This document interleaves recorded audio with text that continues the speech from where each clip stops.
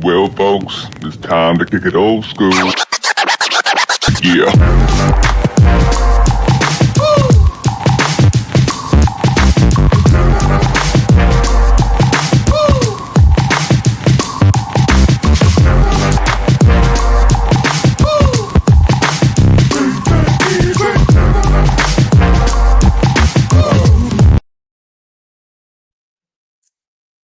Good evening. Good evening. Good evening, What everybody. is up? Did I surprise you? Did I startle you? No, you're good. Man, another great night. First, anybody who's like me, Alabama, this part of the country getting hit by tornadoes, please be safe tonight, y'all. Yeah. For us, it's already kind of hit about an hour and a half north of us, so we're gonna try to end on time. It's funny, off air, not funny, but it's off air. I was asked what's the safest room in the house, and it's actually where I do the podcast from. So if something does happen, I'm already here. So yeah, we'll see though. But definitely hope everybody across the state. If somebody comes in there during the podcast, just tell them to be quiet, even though the weather's bad. Just hey, calm down a little bit. Yeah. Oh, well, I guess there's a lot of the alpha pools are already in the house. Roll Tide, roll Tide. Roll Tide. Yeah. What's up, Randy? Evening, Randy. Thank you for joining us, Kara sir. hasn't said hello to this. She's been answering everybody else. But Kara, we see you out there. Hope you're having a good night too as well. Yeah. Kat says she timed it just in time to sit down and eat dinner. Big Mike is actually hosting another show right now. Yes, so yes. I might stop over and say hello to them as soon as I see the link pop up. Oh, yeah. And I think Randy said that he's all right with the weather. Oh, yeah, she asked that. Yeah, like I said, for us, it's coming down south, but it's hit already some family members. So, yeah. Hope everybody's all well. Stay safe. Yep. Is Mike jumping in from another podcast? Mike, I'm looking for y'all so I can go over and say there too. So, all right, Raj. Very, very special guest. Yes. Tonight. He was recently named to People Magazine's Coolest People in the World episode in the top 5. You didn't even know they had that episode, did you? I was about to say, I didn't know when they released this. Is this annual? Of course you wouldn't know that, but us cool people knew about the episode. Okay. You walked right into that one. Every coaching decision, whether it be football, basketball, whatever, goes through him. He has to make the final call on who gets hired there, right? You mentioned football too, right? You mentioned football. Yeah, for football and for basketball. All right. He had to sign off on Pope. He has to sign off if he gets another year too. And with the new NIL stuff coming in, he's the one that has to make all the budget decisions for which sports gets the most money. So yeah, and I heard he's taking bribes, but that's you know. Oh, my bad. There. We'll talk about that later. Yeah, Raj, he is the coolest member of the Cinco squad, and no, that's not Ipsa Dixit. It is actual fact that he is. Grandpa Jay is in the house. What's up, man? What's happening, my guys? What's happening, Herb and Rodg? How are you doing, sir? Oh, good, man. All good. Can I wasn't sure where we were going to start, but there is already just checking Kentucky fans are rooting for the Delaware Mark Stoops. We haven't even started yet, man. Coming in hot. How do you know we're going to start talking about football? We're going to start basketball, baseball, anything, but good gracious. Straight on the hot seat. Yeah. What do you think, Jay? We'll kind of get back around into the rest of it. Well, the problem with Stoops right now is he's kind of in the middle of this sort of unraveling of things that were happening in Kentucky that weren't necessarily dealt with by the AD as well. And so right now he finds himself being questioned from an integrity standpoint. You never want that from your head football coach. Because as we all know, like despite basketball being 1A after God in Kentucky, well, in Lexington at least, the football still reigns supreme in the South, right? And once you're a member of the SEC, so is the case. And Stoops has made a name for himself, unlike most coaches in recent years, where he stacked a couple winning seasons, which is hard to do in the SEC. But right now, he has to be able to maintain his integrity, and I don't know if that's something that he'll be able to do. More and more information is leaking about certain things that have happened over time. The swim coach actually got fired a couple of years ago for a scandal that involved a lot of verbal abuse, etc. And some of the details weren't necessarily exposed, but we know it was bad. So Stoops wasn't necessarily on that level, but we all know that to play, if you want to play with the big boys in the SEC, like you guys said, cash rules everything around me, cream. Yeah. I'm the guy who decides what's coming in from the NIL standpoint, basketball and football. So apparently right now our checkbooks opened up to about 20 mil with this Kentucky roster. Not confirmed yet, but there's a lot of money that's being spread out to bring some key pieces in and to keep some key pieces in school. And as you guys knew, last year for us was a brand new team, right? 12 new guys on the court, everybody left. So we'll see what year 2 has in store for us. But I know you guys are going to ask me, was I happy with the first edition of Mr. Pope as our head coach? It is. We were going to start with football, but that's a good Let's place start to jump in. No, because so Kat had a bet. Well, I shouldn't have called her out, but there were certain people in our chat that had a bet how long it would take to get into basketball versus football. And they were like, look, man, I was listening to Locked On Kentucky last year, just trying to listen. The second basketball starts, it is 5 days a week of basketball. That's it. And if you listen to a whole show, you may hear a football prediction. Maybe. Maybe. if it's not Bama or Georgia or LSU or Florida on the schedule, they actually care about the game enough to say, well, let's predict the score. Right. So, and I do see that's going on. Huntsville is also the area where we've got folks at in the Scottsboro area. Yeah. So, Carola, everybody be careful. Your family's okay. Yeah, definitely be careful out there, everybody. Money won't come in for football till we get a new coach. So, but Jay, I'll leave it up to you. Do you want to go? Which Mark do you want to approach first for long term, Stoops or Pope? Well, okay, let's go with Stoops here because let's go with the fact that we all know we want to talk a little SEC football here. You guys are the king, and I'm just the pauper coming along for the ride here when it comes to football talk in the SEC. But like I said, I feel like Stoops probably has earned himself a couple of years to see if he can get this train rolling again. As of now, it seems like he's doing his thing, right? He's a defensive coach and have produced a couple of really good defensive players that have gone in the first and second round over the past couple of years. We've also had some notable running backs coming out of the program. I feel like he's in a position right now where it's now or never in order for them to get some wins, and we'll call them unexpected wins in the SEC, right? Yes, you can figure back in the day, it's like, well, Missouri's not as competitive as a team as they used to. Like, no, that's no longer a thing. Missouri's top 25 team all year last year. So you look across the schedule, you're like, well, where do they get these wins from, right? And if we're not recruiting 5-star QBs and getting key positions to come in that can compete, our defense isn't what it was a couple of years ago, where we have enough standout players at multiple positions to keep us around. And that's what Stoops was good at. He was good at slowing the game down, playing that old school mentality. First to 24 wins. We're not going to get into a shootout with anybody. We're going to control the clock on the ground. We had some great transfers coming over the past couple of years at key positions that can do that for us. But I think people's patience are probably running thin at this point, right? It was. And one thing I didn't realize either on Stoops, he's the longest tenured SEC coach. Yeah. 14 years. I didn't know Raj and I were talking about it for there. I didn't realize that. But he's been there since 2013, I believe. Yeah. So. And then you look at it like I talked about football still reigns supreme, but it's the only SEC school probably where they're second fiddle to the basketball coach. So it's not like it's the most favorable position there is out there where people are clawing to be the head coach of Kentucky football either. So it's like when something's going good, let's just stay on this train. It hasn't fallen off. Things haven't gone woefully bad either. So it's kind of like, he's competed enough, I guess, to earn himself a couple more years. But that seat's going to get really hot after this season if we see a similar season to last season where there was a lot of games where they weren't even competitive. Yeah. So if I had told you last year, sorry, Roger, I'll this one real quick. If I had told you last year that you were going to lose to Georgia by 1 and go to Ole Miss and win, aren't you thinking that the record is much more different than what a 4-8 finish? 1,000%. It's like, all right, there we go. There we go. Somebody's in the mood to compete again this year. But I mean, I saw what happened. I went to Florida, and that game kind of convinced me that the defense isn't ready at all to play a mediocre offensive team at best in Florida. Had their way with us. So after seeing that game live, I was like, okay, I see a lot of holes in this defense, especially in the secondary. there's no way that we can compete if anybody decides it's time to air the ball out. That's why I was surprised we beat. I mean, that Ole Miss victory made no sense to me. That game plan made zero sense as for what they were doing in that game for most of the time.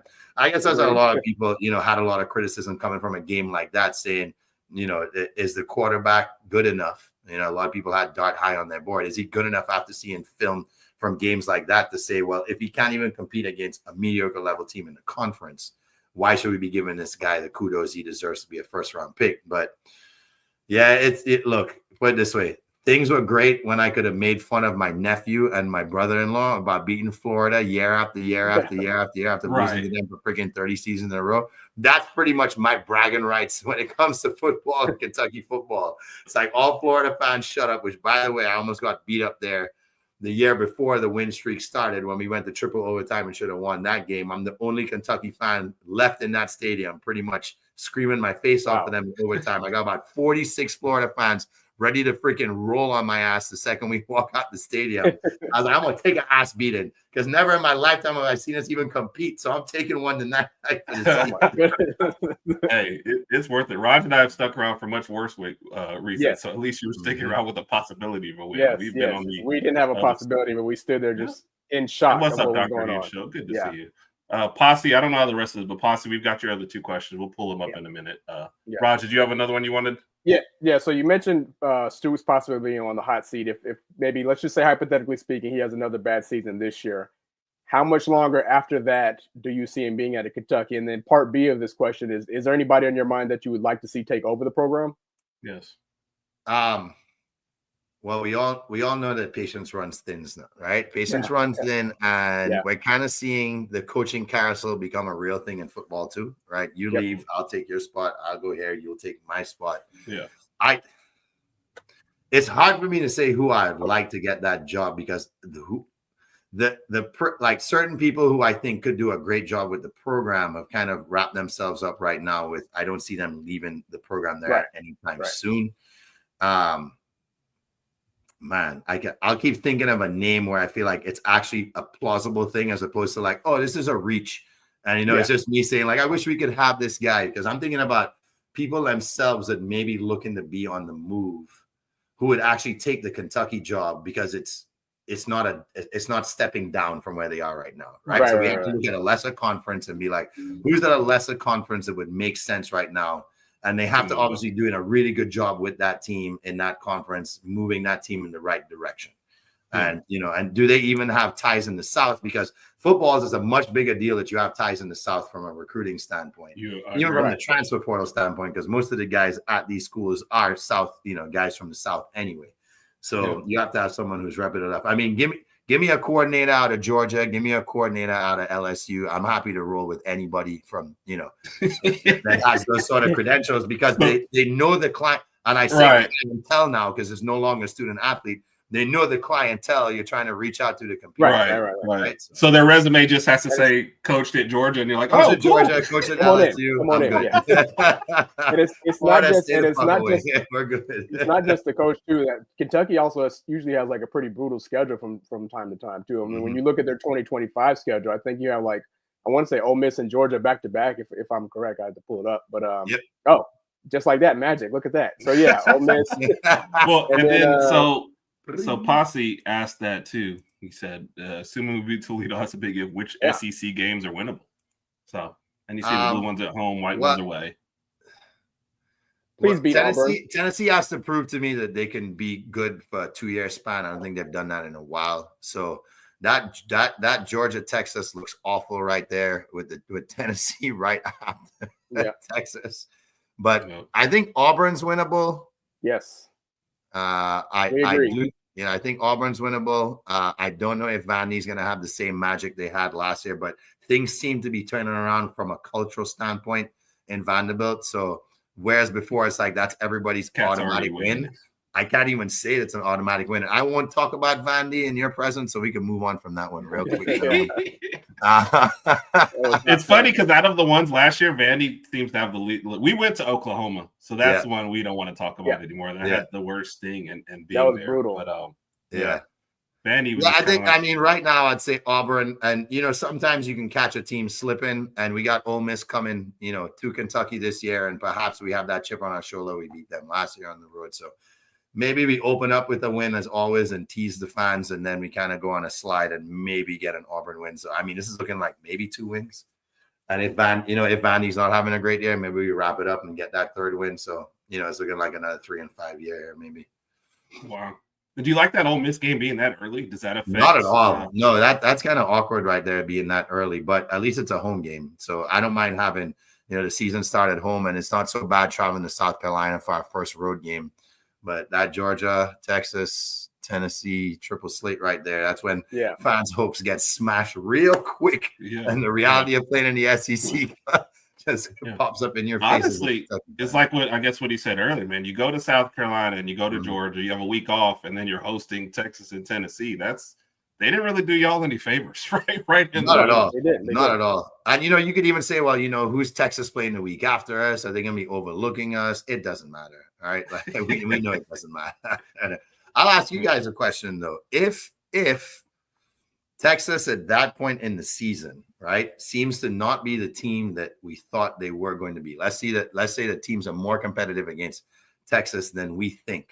How much would that affect Manning's draft stock, you think, at that point already halfway through the season? That's a very good question. Yeah.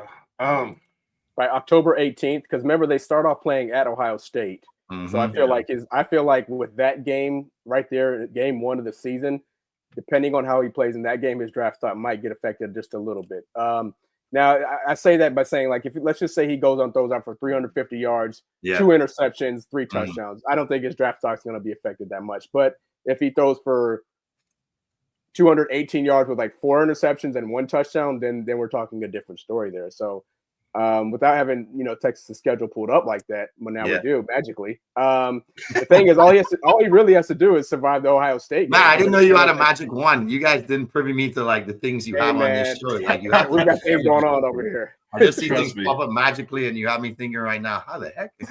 So he's got time to recover after Ohio State, San Jose State, UTEP, Sam Houston. At Florida, that game could be interesting. I think they'll take the Red River rivalry in Oklahoma, and then Kentucky. So he'll have time to recover. I think he'll still be, of course, first round by the time he plays Kentucky. But it's probably good to have A&M at home. Tough place to close the season out. But the at Georgia, the at Florida, you don't know what you're going to get from Florida. May have some issues. I think it's actually the opposite for him because they may give him a bit of a pardon. You're going against a $15-16 million roster defending champs to open the year up. I think if he does stumble there, people are looking ahead to say like, okay, let's see what the kid's really made of, right? Because to me, that's more of a sign that you're ready for the pros, is that you could take that knockdown that you're probably going to get as a pro, and then you can come back and show improvements as the season goes on. So I'm more looking at it as like, this is actually set up perfectly for him because whether it goes right or not, he has a chance to make up for it immediately. But then the argument already, who's San Jose State? Who's Sam Houston? He should be doing these things, right? So he does the things he should be doing, and then let's see what happens after that Red River rivalry for the rest of the season because Florida might end up being a competitive game. Well, let's be honest. Texas is basically off for the month of September. They got a bunch of buys. Really. Let's be honest. Come on. Pretty much. Yep. Yeah. They kind of looks like Alabama schedule way out. Oh, wow. Say it again, Herb. Kind of look like a Bama schedule in September. Just take September off and then start playing. Jamie, don't do it to us. Come on. We start with Florida State and then we get basically buys. Wisconsin comes to it. Some people think Wisconsin's going to be tougher than they should be. I don't think so. We're looking forward to going to Georgia. I mean, are they one of the most prototypical Big Ten teams though, where it's like you just know what they're going to do? Yes. That is exactly why I've never feared. I know they wanted to open it up a little last year until their quarterback got hurt, but they are, to me, just have been a lesser version of an SEC team. Hey, we're going to try and run and play good defense. I'm like, but most of us down here do that better than you. And that's what Wisconsin fans said last year when we played them. They were like, oh, yeah, we're going to put up a good fight, and it was, we knocked out their quarterback. It just wasn't a competitive game. So I'm expecting the same thing this year. So we got Florida State and then a couple of games. And then obviously we have the big one with Georgia towards the end of September that we're looking forward to. Yeah. Posse thinks Summerall is waiting for Kentucky.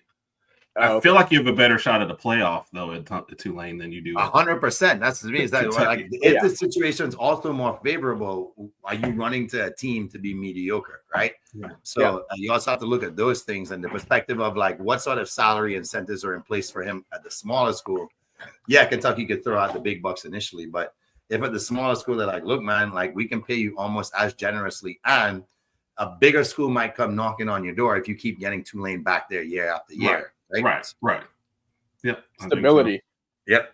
Jay Bake is what's up, Jay Bake? He always checks Shout out to in. Jay Bake. We appreciate he wants you to crush. Yeah, I agree with you. Let's do it. Let's get rid of them Gamecocks. Let's get that second dub early in the season if we can. And this is a Saints fan, by the way. They don't want to tank for Arch. So, well, I mean, it's written in the stars. But don't they have Tyler Show? In the stars. What, Raj? Was that a dad joke? Tyler Show. What's his name? Yeah. We'll see what happens. Yep.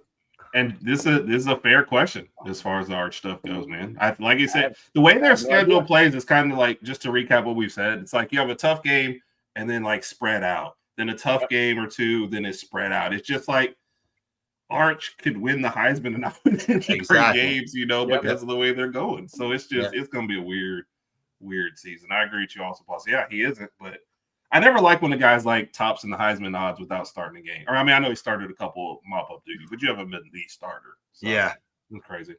And Jay Bake, he did answer, but if you want to give your kind of abbreviated, since he just jumped in about Stoops.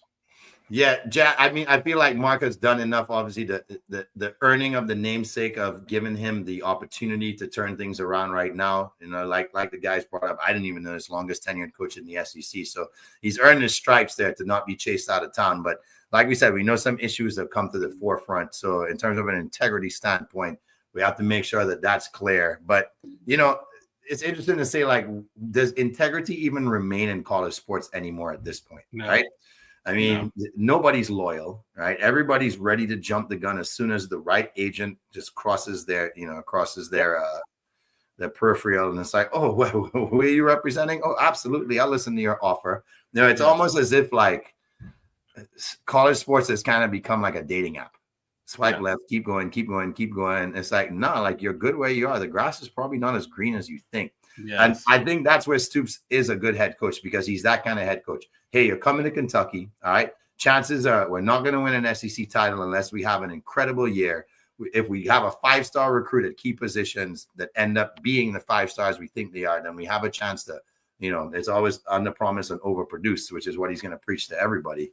And so you're coming in there knowing what you're stacked up against, right? We're stacked up against the highest chips you can possibly stacked up against. So I feel he's that practical coach, right? He's the complete opposite of Calipari, where Calipari would talk you up to the point where you're going to feel like you're going to be a top 100 player. Right. I'm going number one, baby. You're done with training camp in the spring because you have a Kentucky practice jersey on, right? So, but yeah, I mean, I think he's done a good enough job with the program where he's going to get that opportunity to leave maybe on his own terms.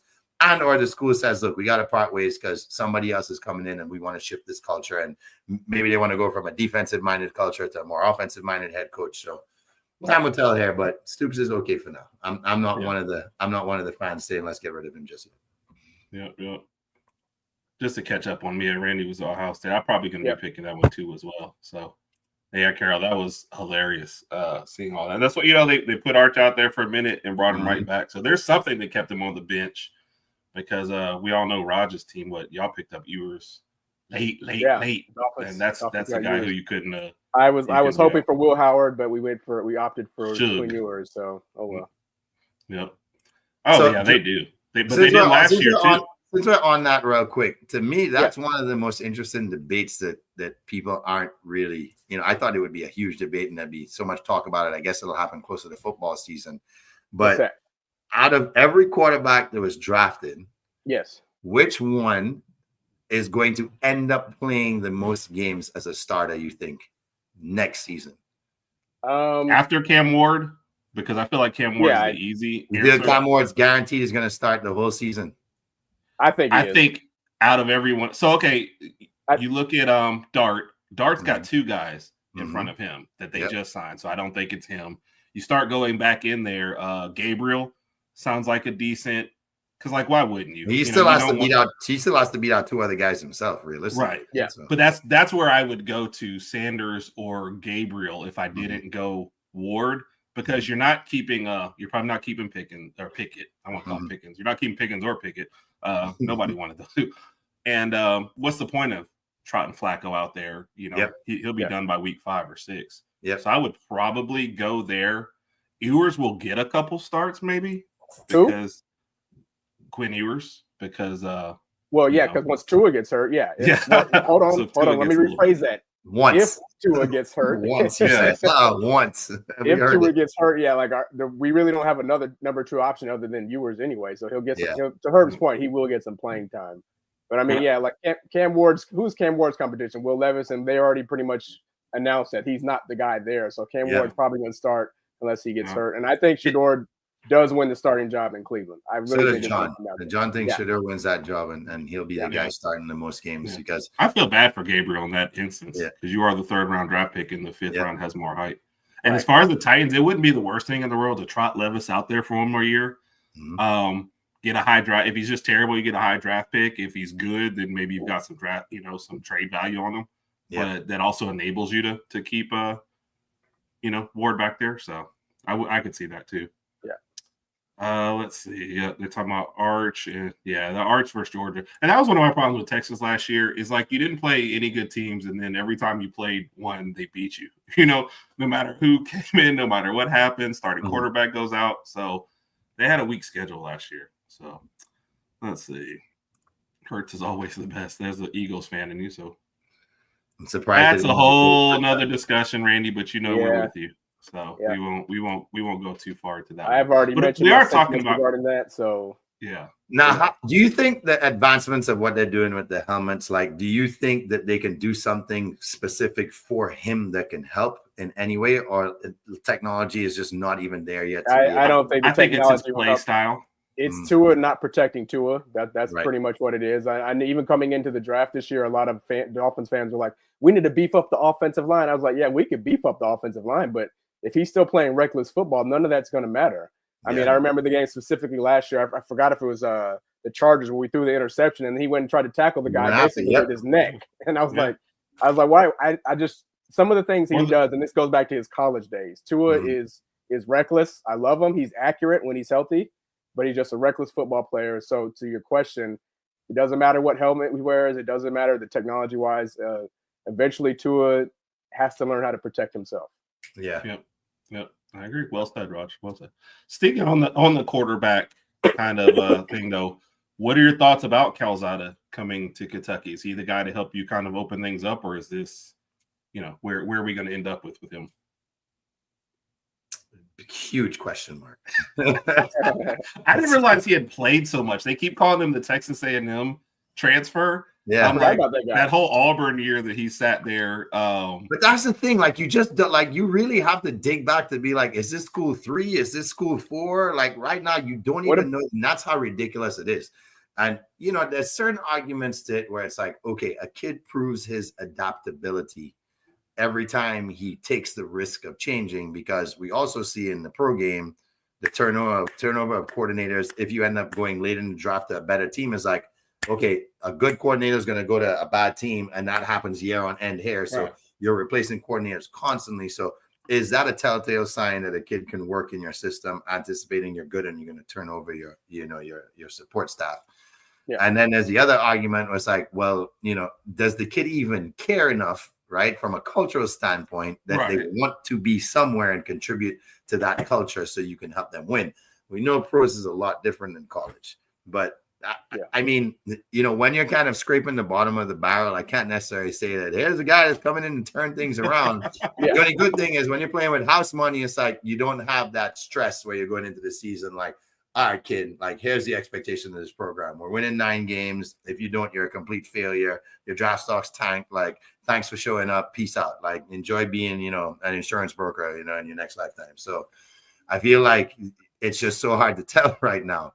Right. I don't think so. I feel like we have to play that Wisconsin style of football to compete. Like I said, we have to force turnovers. That's when we be good. We have to be able to get a lot of pressure on the quarterback. We have to have a bruiser of a running back, which we had in Rodriguez a couple of years ago.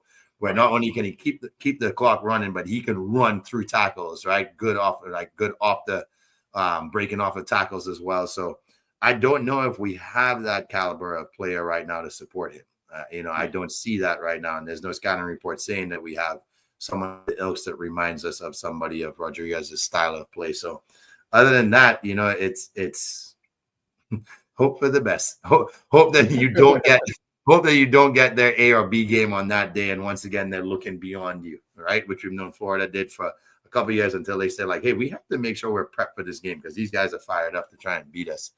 Yeah. But no, we're not in a position to say we got our guy. I don't think so.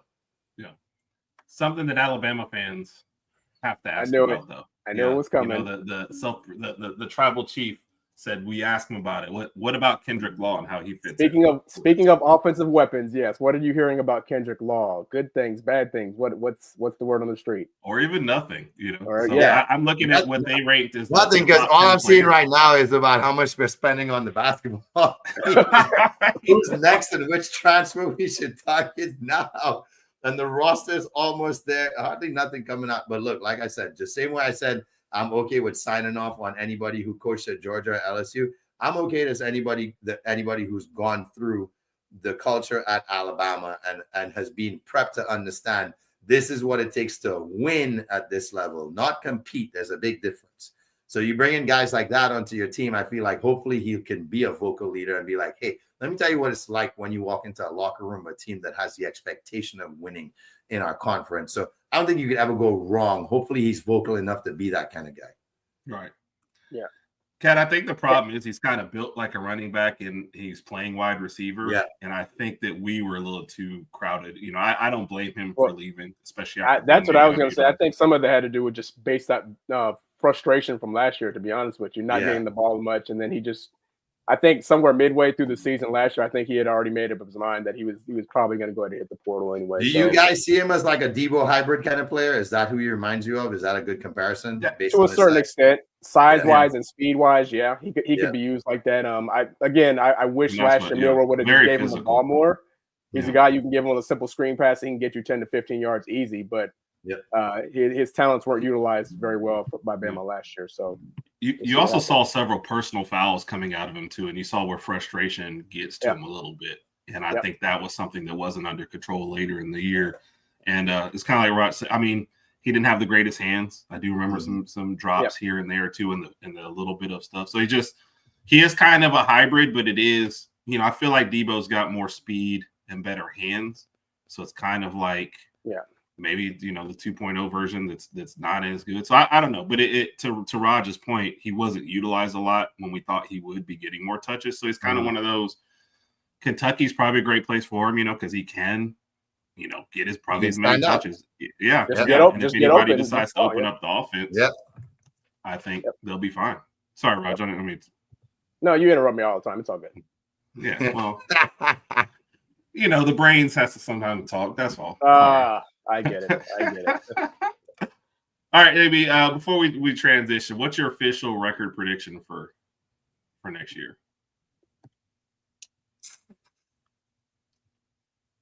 Oh. Let's just say this is not the most confident I've ever heard you. I know.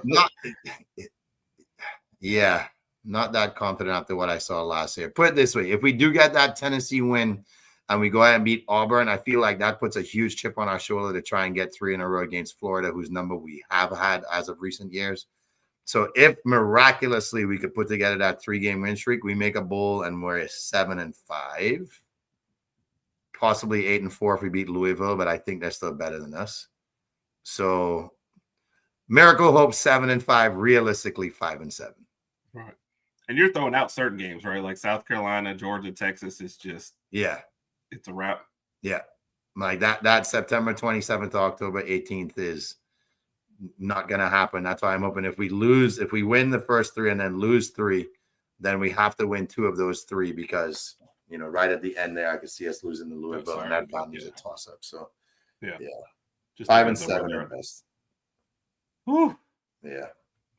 Because you don't root against Kentucky football. It's just kind of like I don't know, the brand y'all play sometimes, I always thought it was kind of maybe a step down from Georgia. You know, you play the physical brand, you just you don't get the same athletes as Georgia gets. Yeah. Which And, so many times it reminds me of Tony Dungy ball. It's like, please don't run the ball twice and then try and pass with second and 14. Oh, wow, look what you just did. Thank you. Thank you so much for making me want to sit here and watch another offensive drive.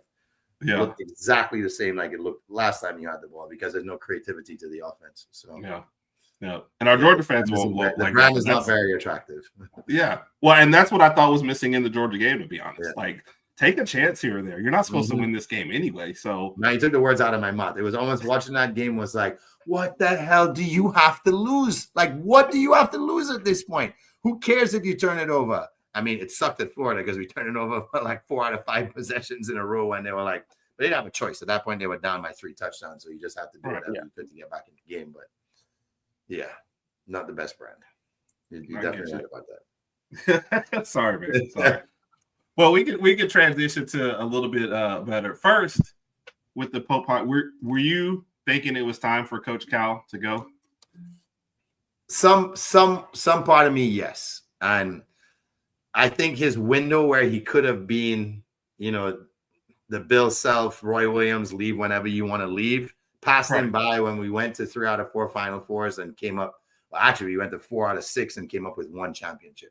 So without him having multiple titles like Pitino brought to the program, and without him closing the deal when he was supposed to close the deal with, arguably, there was 2 or 3 times where we had the best roster in college basketball, hands down. And there's only 1 time we ended up getting over the top with the player of the year, the freshman of the year. That was Anthony Davis's year. I think he did not cement his legacy enough, right? Yeah. And, think about how Cal's style had to change, right? Cal changed Duke basketball and Mike Krzyzewski's perspective on college basketball to say, this is where the game is going. So we know he was influential enough to even have one of the greatest, if not the greatest coach of all time, rethink how he sees college basketball. Because you have Krzyzewski's being like, hey, you're committed to Duke. You're here for 2 or 3 years. We build players through our program. We're not hunting for kids. Duke basketball brand is me. And then Cal comes in and says, hey, guy, I have a completely different game plan here. It worked when I was at Memphis, freaking Memphis of all places. So if it could work at Memphis and get guys on there, you just giving me Kentucky basketball. So here's what we're going to change college basketball to. We're going to make players have the mindset that this is a ephemeral experience here in college basketball, right? You don't really go on too long. You're here for a year. Jamie, what type of experience? Ephemeral experience. You're here today, you're gone tomorrow, right? So all right. Cal brings that style of basketball into Kentucky and frustrates the hell out of the fans because they're like, well, we love basketball here. We want to see this player here for an extended period of time. When we had Jamal and we had Tony Duck and we had Antoine Walker and we had, we had sexy Rex Chapman. I mean, these are the guys where these are household names and you want to see them play year after year. And then Cal comes in and frustrates the hell out of the fan base, but we're winning 30 games. We're winning 32 games. We're winning 34 games. We're getting to the Elite 8 and Final 4 year after year and just not getting over the hump because jump high, jump low, fans of Kentucky are kind of like Yankees fans. It's like, we want a title. Right. We don't want to win the pennant. We don't want to go to the Final 4. We want to win championships. We want to win them. And then when you see Duke winning 4 or 5 in since 2000, North Carolina winning 3 since 2000, Kansas winning 2 since, and here's what they all have in common. Those coaches stuck around for 20 years, 20, they're there. Drew Scott and Baylor brings one there. Drew Scott's been a Baylor for 20, 21, 22 years. Yep. So Cal's 15 years was probably right when it was the right time to say, hey, let's move on, especially when you have Pope knocking at the door, a guy who won a national championship in what to me is the best era of Kentucky basketball, which is in the Rick Pitino era, only coach to have a win percentage over 80%. I mean, the guy won almost 5 out of every 6 games he plays. So you have that culture coming now as a guy who's won at Kentucky. We've never had that in a coach before. It's like, hell yeah.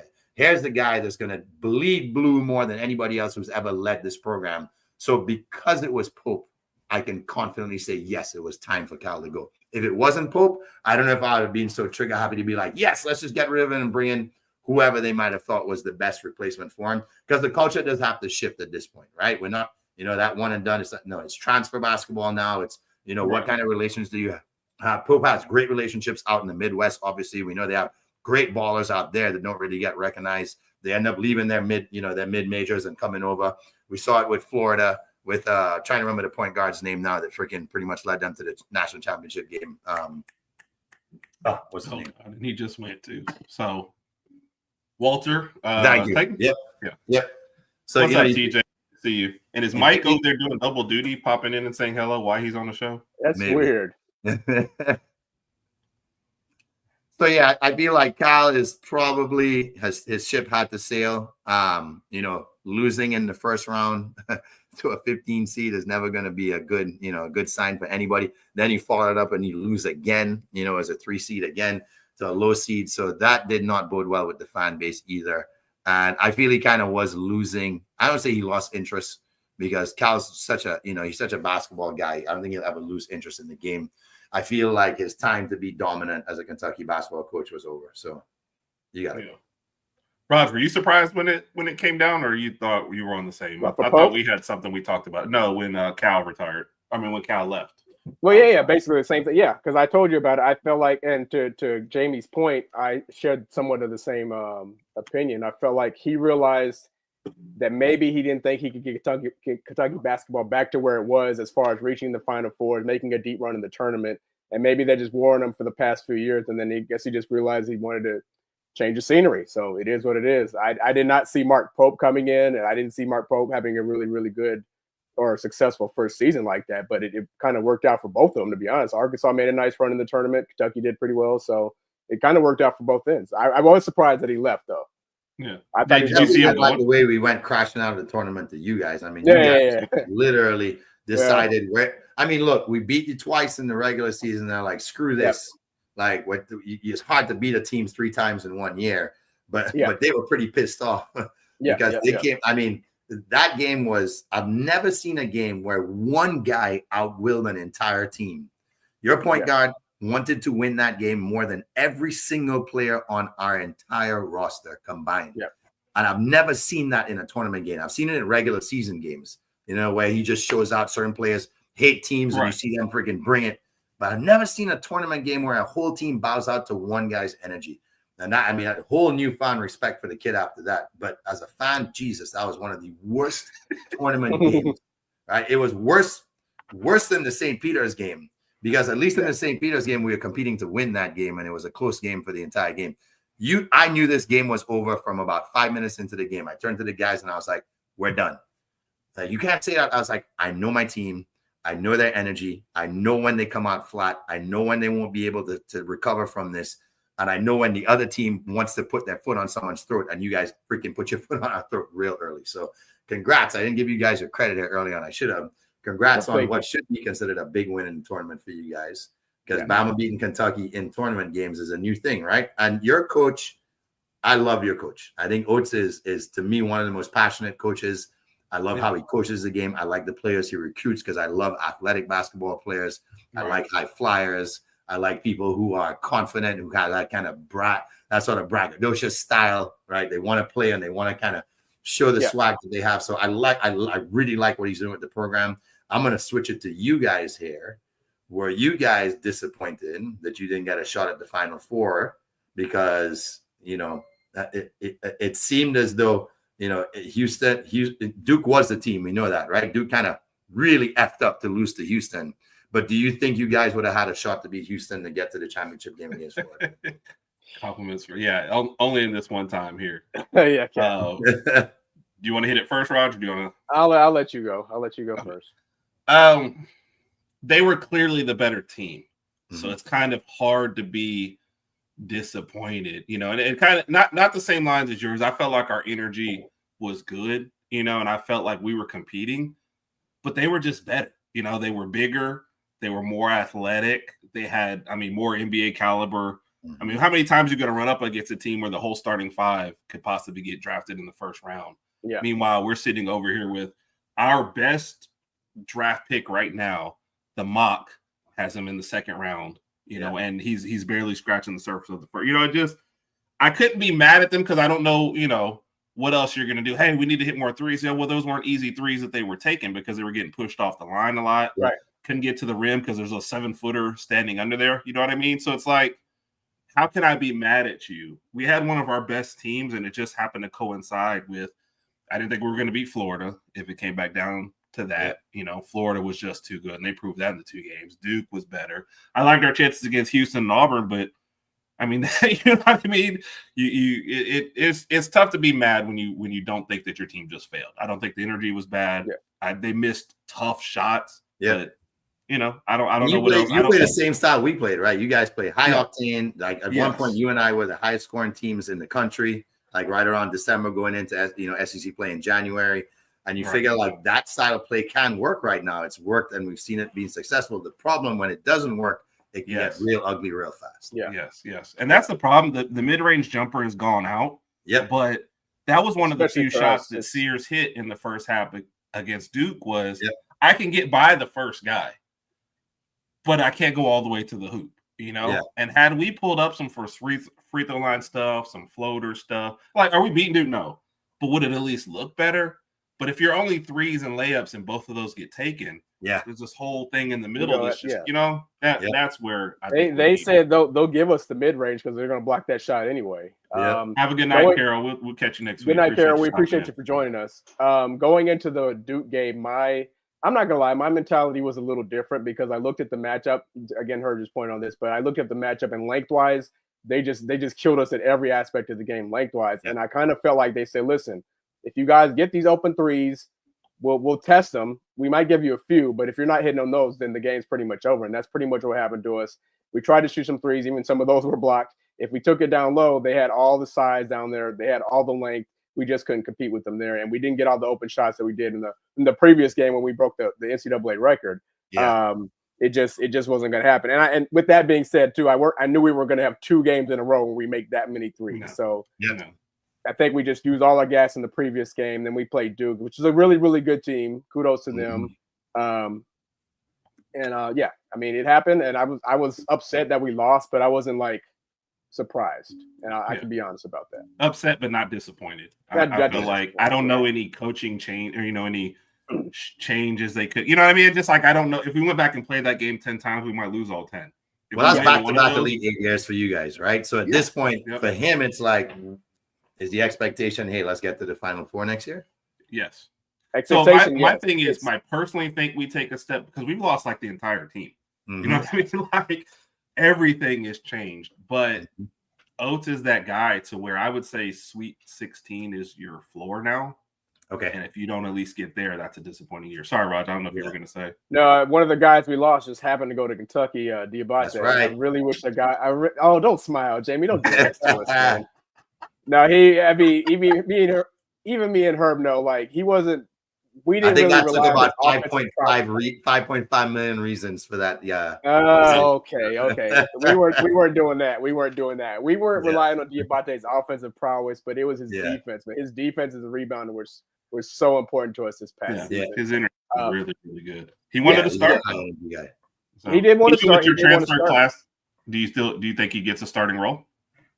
I believe he's definitely going to earn him the right to, because he plays like how Mark Pope played. Right, Mark Pope played his kind of style offense, right? You have gritty, like has that blue collar mentality, like wants to go in there and knock heads, wants to fight for offensive rebounds. Pope loves that in players. So I feel like he's a Pope guy. Once you're a coach's guy, I think you kind of have, their eye is kind of on you, and it's up to you to prove how well you mesh with your other teammates, whether you embrace the system.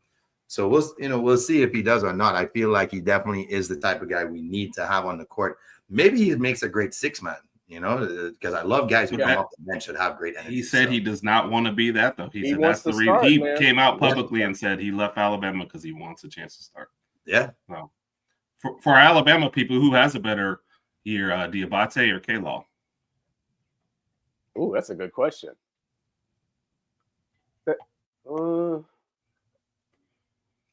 Jamie, are you thinking about it, or is it have no idea because of at this point, at this point you don't know, like you don't know who you're gonna end up beating out. So The thing is, will Kendrick Law have the same opportunities as Diabate? I mean, we just saw Kentucky's football schedule, so like we don't know how their offense is going to look. Yeah, He might.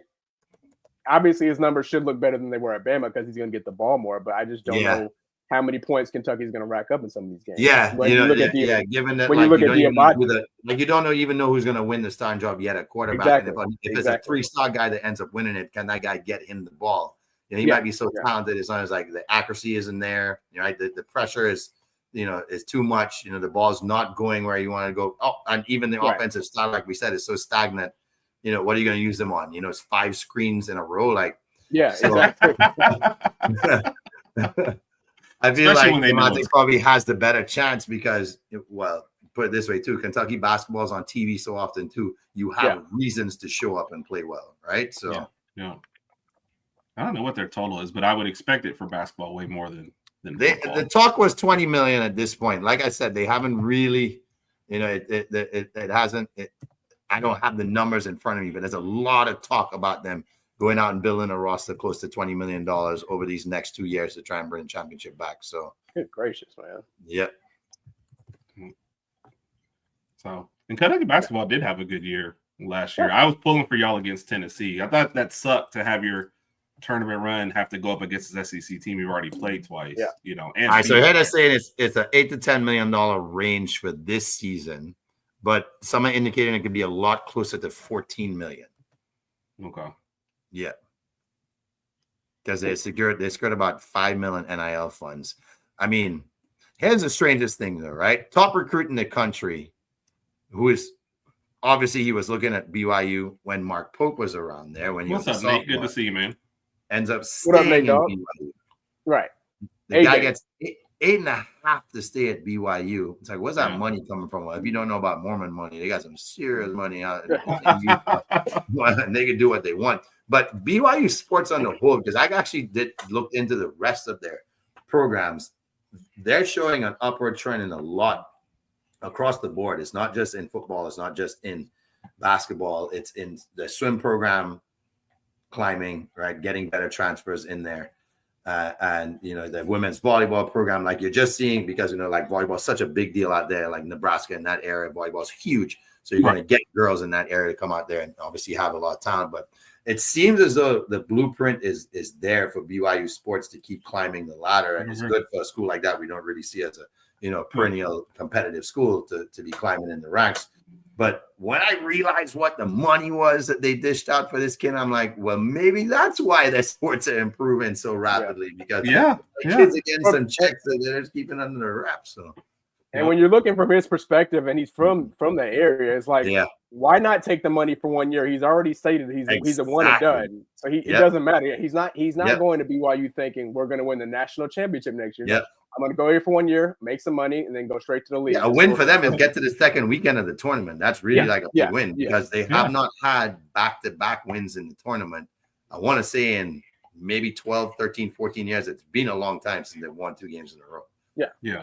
And my thought about it too, though, if you were going to spend on one player for a sport, basketball is the sport to do it, because you can affect so much on both sides. Like with Michigan, you're spending a lot on your quarterback. But man, he's on the bench after so there's only so much. Plus, you go get a quarterback and don't spend on half your line, you're screwed. But in basketball, one great player can really, really change a game. That great player, like we saw at Cooper Flack, can be playing at 75% high ankle sprain and still be dominating the game. Ain't happening in football, right? So what is your outlook? What is the ceiling and floor for Kentucky basketball this upcoming year? Floor this year for us is probably back to the Sweet 16, I think. So kind of like we should be a top 10, 12 team. So the expectation would be with a 3 or 4 seed, we should compete to get back there. The ceiling, and that would be if, there's a big if. That's the change with so many. We know Auburn's a wash, right? Auburn's not who they were. They've lost everybody. So I don't think Auburn comes close to being near a 1 seed. Coach is a great guy and a people's person, but I don't think he can recruit enough guys right now. Plus, that team had the feel to where this is our year. We have to win it now. I agree. Right? The average age of our roster is like 23 or 24. Yeah. So, as we remove layers of teams that can get in the way of that, Auburn being one, like you said, I think you guys may slightly step down because you won't have the point guard leadership you had over the past couple of years.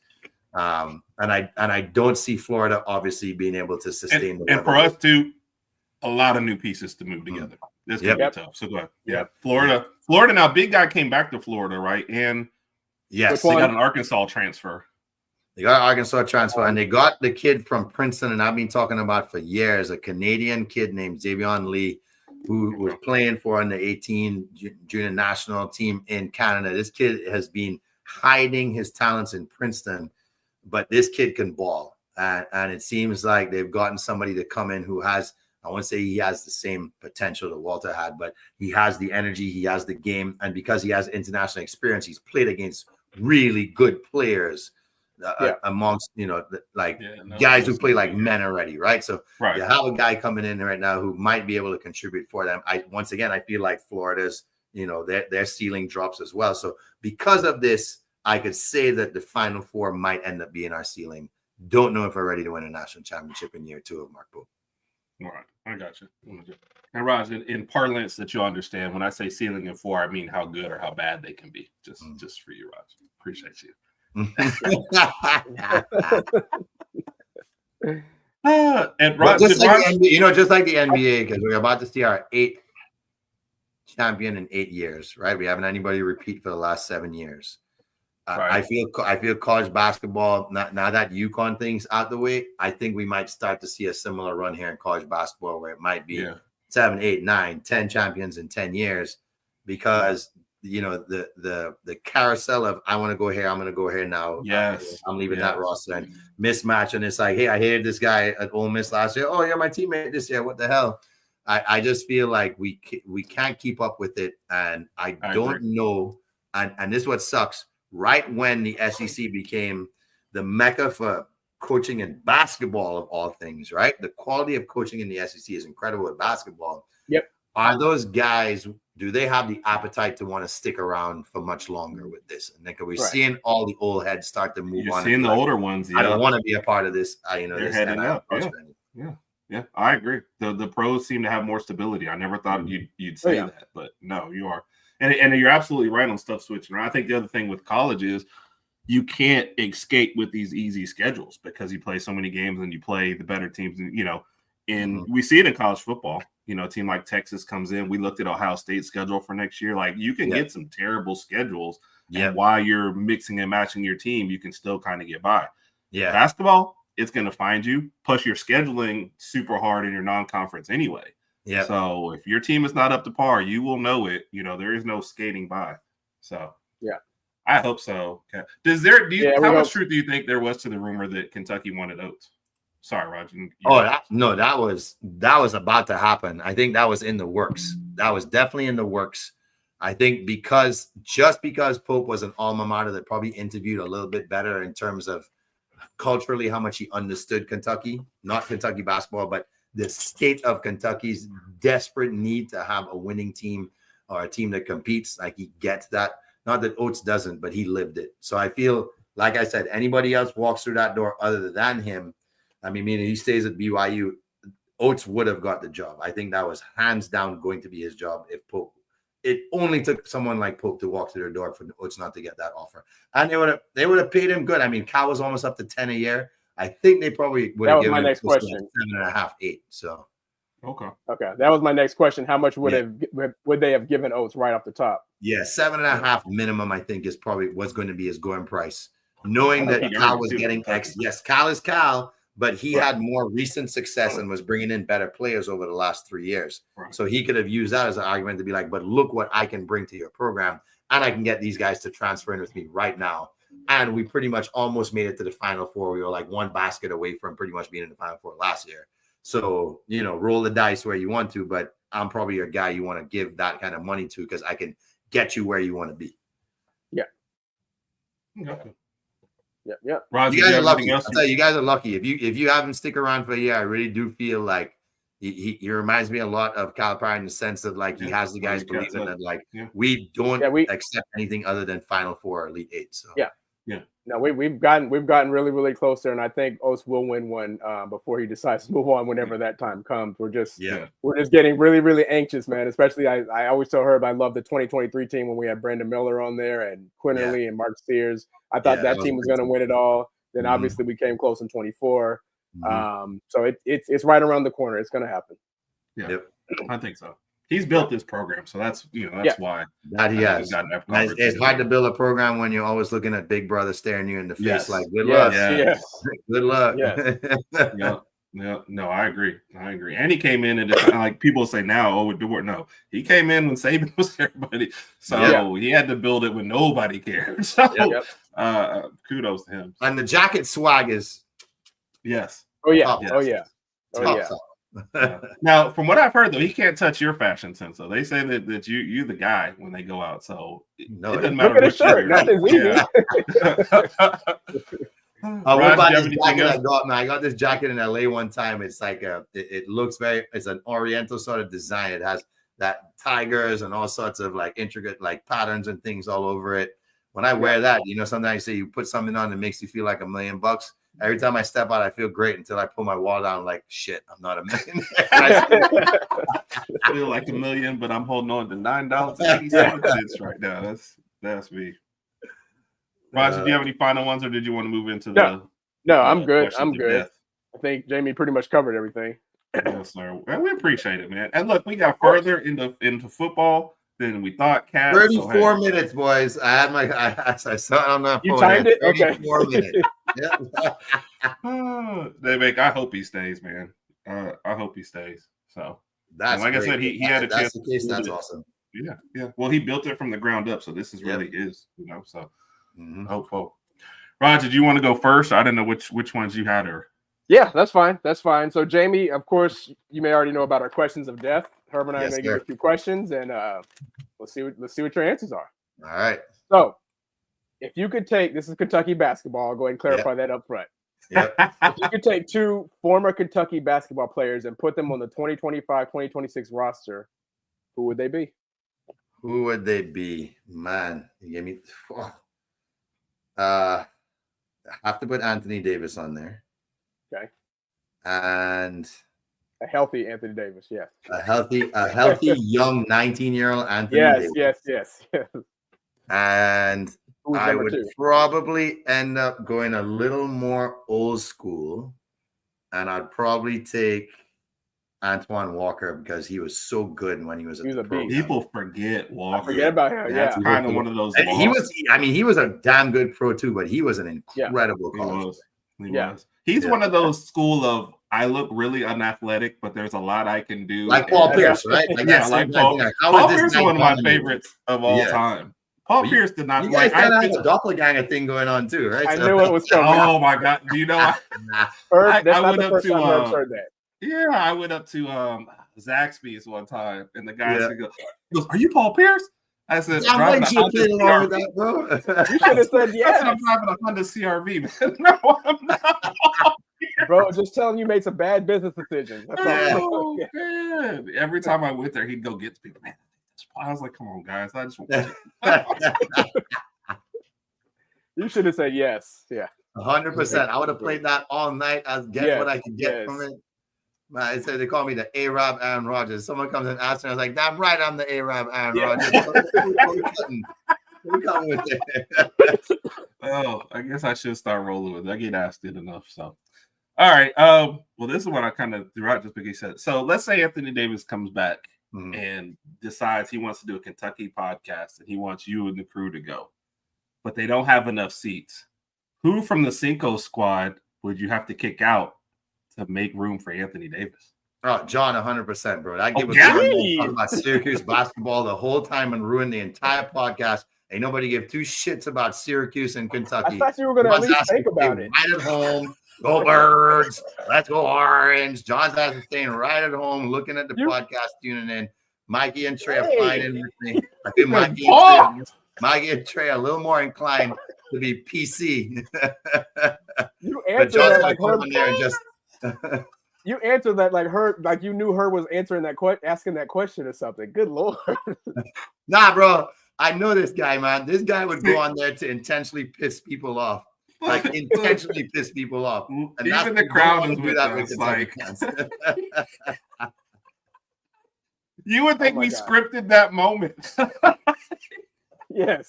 Unscripted, guys. We promise that. I did not get these questions in Oh advance. my goodness! Well, I my just made up that question 2 seconds ago, so that I think it took me longer to get the question than to get the The answer. Trey would just be like, "Hey man, I don't know much about college basketball, so I'm gonna just hand it over to you." And Mikey Moore would just be like, "Well, you know, I am a North Carolina guy. However, you know, he would show his respects for Kentucky, given that Kentucky has made more Final Fours than North Carolina." Right. That's Yeah. Oh, it's definitely getting clipped, Jay. Good at that. Oh yeah. Did you have another one, Raj? No, I got one for you, but you go ahead. Okay. You want to go for another? We like to play a game called Work, Yeah. Play, Live, Ditch. Okay. Okay.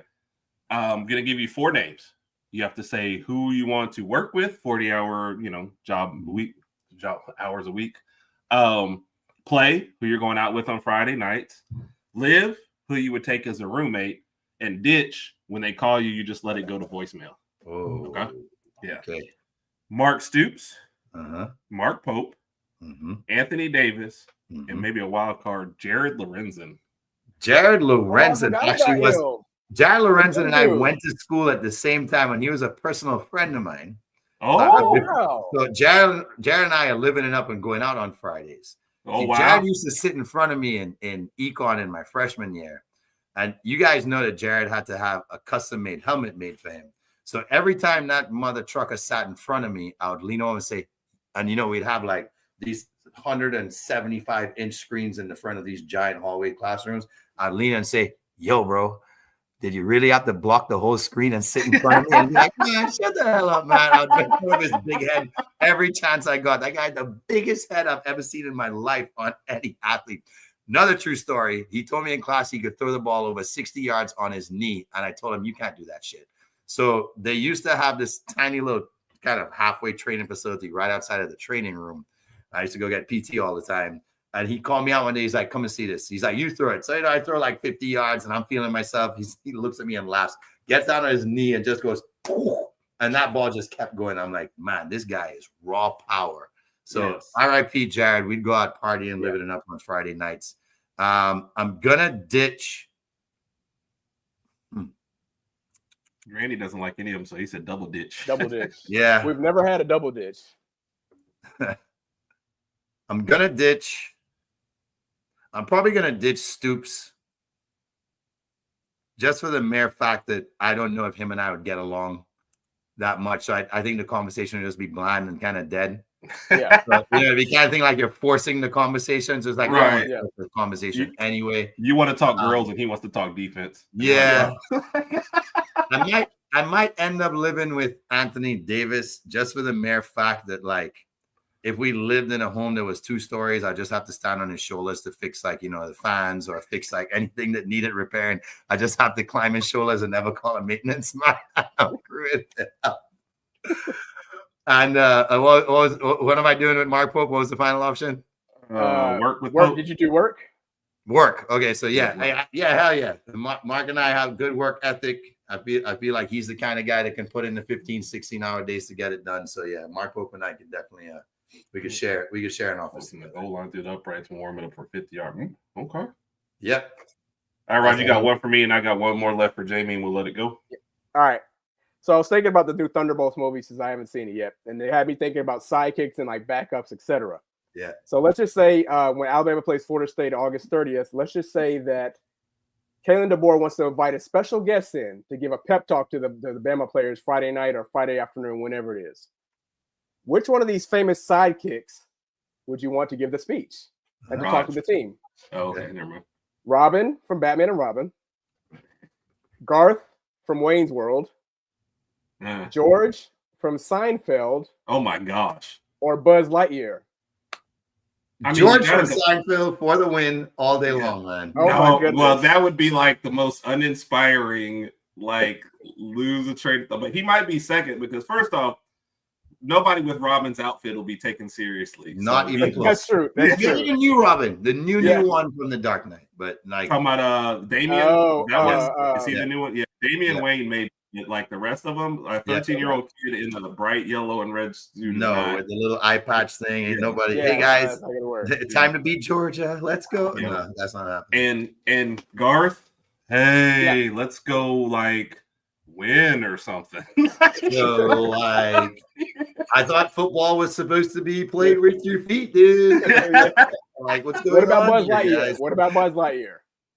Not Buzz Lightyear, man. Buzz is too corny. Buzz would come in there and be like, "There's only one job to be done here, boys." Yes. Like, I just feel like George will be complaining the whole time. You know what though? I think that's what George they is need. one of those. George needs to fake come in it. there and be like, "I've never seen a team give up on Alabama like this. I've never seen a bunch of players just cower down and not live up to the potential of Bama football. You guys are not doing it good. You guys are not doing us a service right here. You are not living up to what Alabama football is all about." He would just tell them the truth. That's why I think George needs to come in there and just be a truth teller. That could be and interesting. Like, The thing with George is if you motivate him correctly, Raj, like if there's some monetary thing behind it or whatever, he's like, I don't want to give a speech to these guys. They're like, hey, 100K for the speech. What? Oh, I'll Probably give the the speech of your life. I They're get not even ready to run through a wall. Then turn around and go, so fourth score and 20 years ago in Saban's era, boys. I'll break it down to you.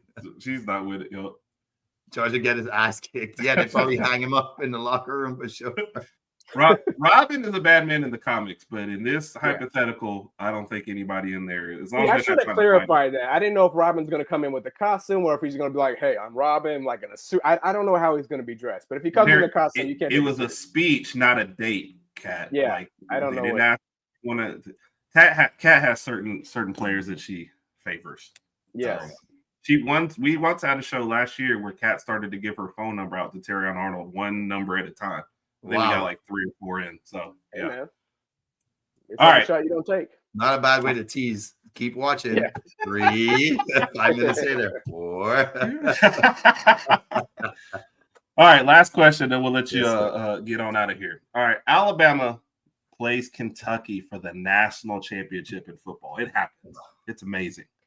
They give you 2 tickets. You're going to get to sit on the 50-yard line and watch the game. You can't sell them. You can't trade them. You have to go. And I'm going to give you a list of people, and you have to choose one of these people to go with you to the game. Mm-hmm. Ready? Yep. All right. Herb or Raj? Hold on one sec. All right. I think I was just dreaming. You said something about Kentucky in a national football game. I didn't really hear the question you asked. Jamie, Sorry, this could happen one day. This could actually happen one day. Are we taking Herb or you know what I'm doing? Since I'm such a nice guy, you're not doing that. I'm giving you guys the tickets. I knew it. That's like I'm giving you guys the row. tickets. Hold on. And I'm finding my way in the announcement booth, convincing everybody that I am Aaron Rodgers, and I'm going to call the game. We have to put some stipulations on this question because everybody wants to give this no giving away, no one. So you have to say you can't give the ticket to either one of us. You could only to both of us. You can only give it to one of us, right? So that would be the stipulation. Right? Okay, so with that stipulation. Yeah, with that stipulation, then who are you choosing? Rock, paper, scissors. Are you saying? You know what? I'm gonna go with Paul Pierce because I think he'll get us in the clubs after the game. Yeah, so I'm gonna go with Paul Pierce because I feel we won't pay an absorbent amount of money to go party after the game's over. So Paul Pierce, let's do it, baby. National championship game. Book your ticket. 2032. Me and you. Let's go. 2032. Calling your shot. I like it. 2032. And wait till people find out he's not Paul Pierce. Oh my goodness. Hey, by that time we'd have like 3 bottles on the table and the security guards would throw us out. I'm drunk and I'm good to go. There you go. I'm with it. You had a visceral reaction to being in the championship. Yep. Okay. Tell me what you got going on next. Where can everybody reach you, man? What's coming up next? Yeah, guys. So we're just we're doing our thing on the pod still. So Cinco Pod Squad. You guys can find us on YouTube. You guys can find us on Instagram. We are doing our thing every week, Thursdays. Way to go, Herb. I got a W in that belt. I kept score, man. I'm down 127 to 3. We'll actually be doing a live show if you guys want to tune in this week. So it'll be live tomorrow. And we got a couple of new things. We're trying out some game topics, some love it or hate it stuff. So you know how we do on the squad, man. We just chop it up every week. We have a couple of guys that are really big into a lot of different sports. So you get hockey, you get basketball, right here, gentlemen. Let's all just take a moment to recognize the greatest football club in the world right now, Liverpool Football Club, capturing the Prem this year. So, I get bragging rights for another year. Unfortunately for Mikey, right now, Mikey is the only one in the group whose team hasn't won a championship in this calendar year so far. Poor kid had the Yankees and Notre Dame lose. So we're rooting for Mikey, even though I'm not a Yankees guy. We're rooting for him so he gets to celebrate. Get something. But look, guys, and we'd love to have you guys back on soon too, because we're looking to do some guest host stuff over the summer. So we'll be in touch for sure. Well, since you want to go to the game with Herb, why don't you just take Herb, Jamie?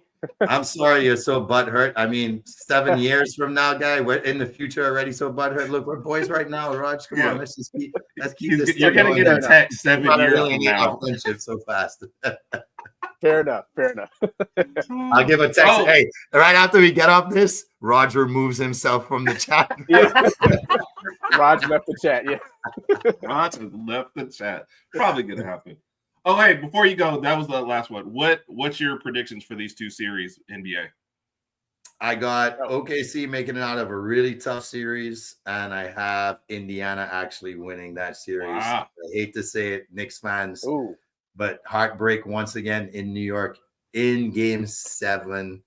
So the Pacers will pull it off, and I think OKC wins a really tough series. I want to say 7 for that too, but I think OKC can win in 6. Yeah. But the NBA wants Ant-Man in New York, so I'm going completely against what the NBA wants here. Yeah. If they're in danger of losing, that series is all of a sudden going to go 7. I remember when the Lakers and Sacramento, that Game 6 is maybe one of the worst called games in the history of games. They're going to make sure they get. I remember the Portland one too in '99. Portland had LA beat as well. For that first one, 99-2000 season. So I feel like the NBA may, as they say, who knows how much say they have and who they want in there, but I think OKC had their scare with Denver. I think they take care of business against Minnesota, and I think overall Indiana's playing the best basketball right now. They are. They really are. They really are. So we appreciate y'all. Appreciate everybody. Appreciate you, Jamie. Certainly. Thank you guys for having me on, man. I really appreciate it. Love the opportunity to be on. Oh, course, man. We saved the best for last. Clearly the coolest member of the Cinco squad had to come join us. So, by far. Raj, any final thoughts? Are we rolling? No, we're good. We're good to go. All right. Hey, you guys, I hope you guys stay safe and nobody in your vicinity gets any damage to their homes or property. Yes, sir. I'm watching the text. Some family members are out of power now, so we're probably gonna be on the phones and hunker down here. So, man, appreciate it, guys. Thank y'all. Remember, guys, programming notes. We will have the Saturday night show. Unhinged After Dark, 7:30, and then next week it's the LSU takeover. So, man, Amy, appreciate it. Made it entertaining. You got a special guest. When? Jamie is a special guest. Paulie, come here, girl. That's Paulie. Say hi real quick on the show. That's Paulie. What's up? Hey. No wave? No wave. So we can't go that far. All right. Appreciate everybody watching. Have a wonderful night. And as always, man, Roll Tide.